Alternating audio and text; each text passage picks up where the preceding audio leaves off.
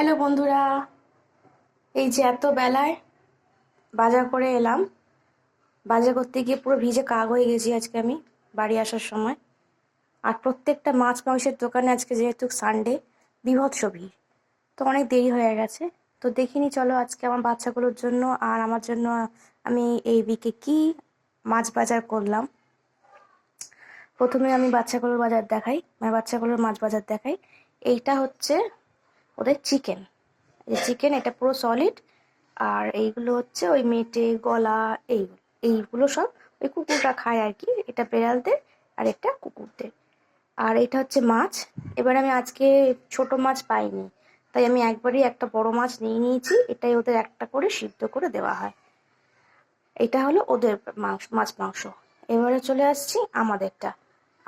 আমাদেরটা হচ্ছে এই যে এটা ওই চিকেন উইংস ছিল, খুব বেশি করে চিকেন উইংস ছিল অনেকগুলো, যেখান থেকে আমি চিকেন নিই। তো ও বললো অনেকগুলো চিকেন উইংস বেঁচেছে, তোমায় দেবো। দিয়ে দাও, ও তো জানে আমি চিকেন উইংস গুলো নিয়ে, এই যে চিকেন উইংস এইগুলো।